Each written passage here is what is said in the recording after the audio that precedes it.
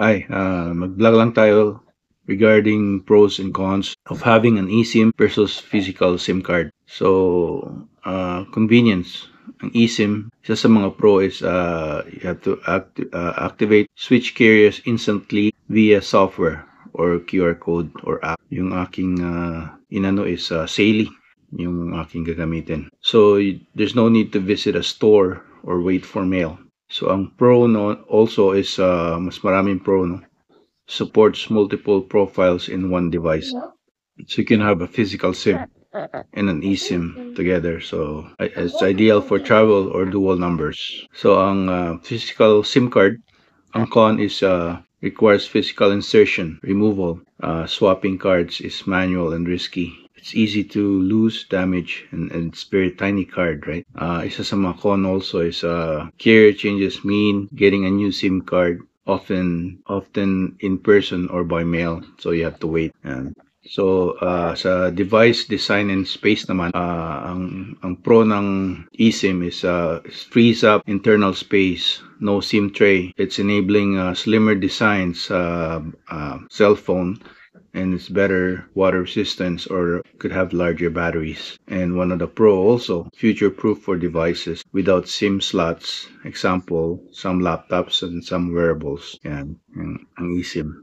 So, ang physical SIM card naman, ang con is needs a physical tray or slot and it's adding bulk and potential failure. Tray can break. And sa pro naman, it's very universal. It works in any device with a SIM slot, including older phones. Yan. Okay, mapunta naman tayo sa security and durability. One of the pro, it can't be physically removed, stolen. Harder for thieves to swap SIMs. Yan sa mga eSIMs.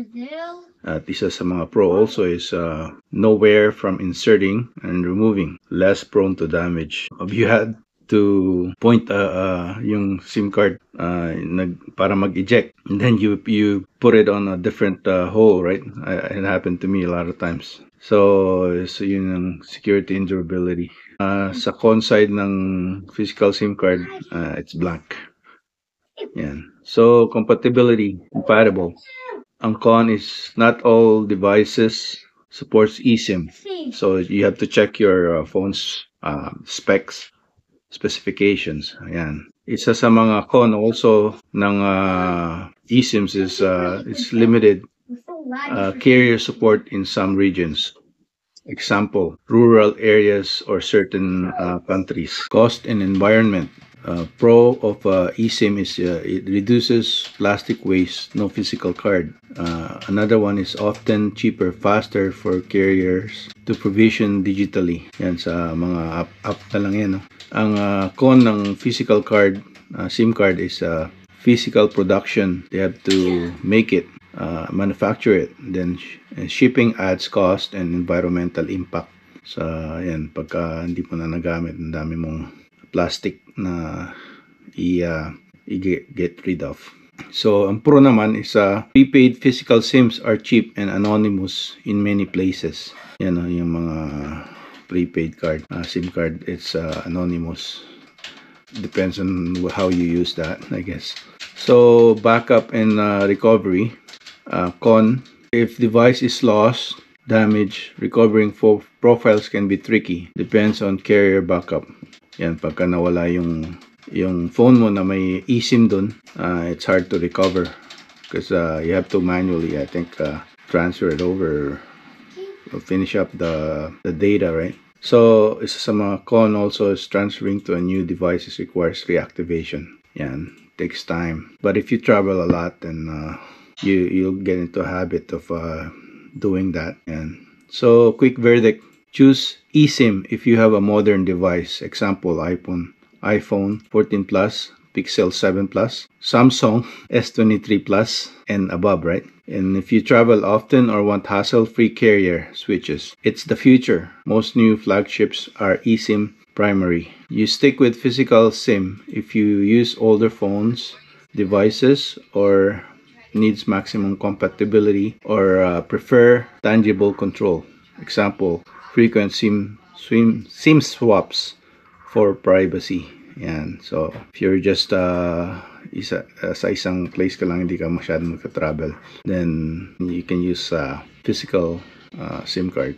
So sa tip for Canadian, Filipino Canadians, or sa lahat ng mga Canadians, so major carriers like Rogers, Bell, Telus, Freedom, Koodo, and Koodo is under Telus. It's I think it fully supports eSIM.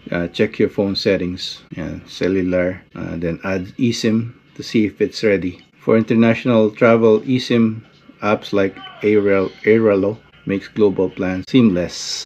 Yung Saily din, madami namang i-google nyo yung mga eSIM provider. But I'm gonna try this Saily. It's in US dollars, but Cool 15. I use Cool, COOL 15 as a may 10% discount, I think. Yeah, if you use that promotion code. Yan, dagdag ko lang ang mga eSIMs na available online. Airalo. Yan, so its key feature is regional global plans. It's app-based top-ups, and then may loyalty credits. Pricing example as of November 2025. 1 gig for 7 days is $4.50 US dollars, I believe. So 20 gig is 365 days global. It's $89, right? So another one is Whole of Lie. It's 190 plus countries coverage. So it says unlimited data, focus, and then it's 24/7 chat support. So unlimited 5 days Europe is $19. 30 days Asia is for $47. Yan. Unlimited plans prevent overages. Excellent customer service. Great for heavy users. And streaming maps. Maganda rin to, Whole of Life pala. Ayan yung ginagamit ko. Saily. SAILY. 150 countries. It's a NordVPN back. Simple interface, auto activation, VPN integration option. So example is 1 gig, 7 days is $3.99 US dollars, and 20 gig is 30 days is $39. But I think I got 10 gig for $19.99. Tapos may yun nga yung Cool 15. It's a beginner friendly, reliable speeds. May data rollover, strong privacy features. Yan.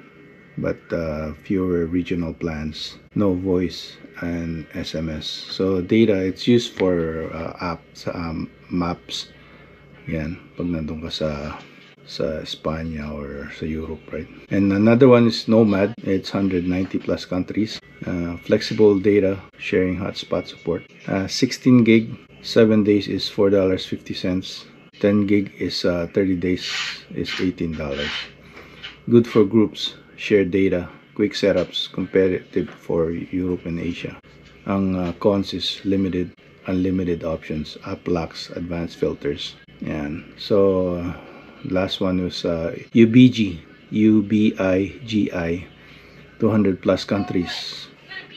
Supports multi-device and pay as you go. So example ng kanyang price is 3 gig 30 days is $19. Yan. Mas maganda yung sa Saily is $19 is 10 gig. So global 10 gig is $28. Yan.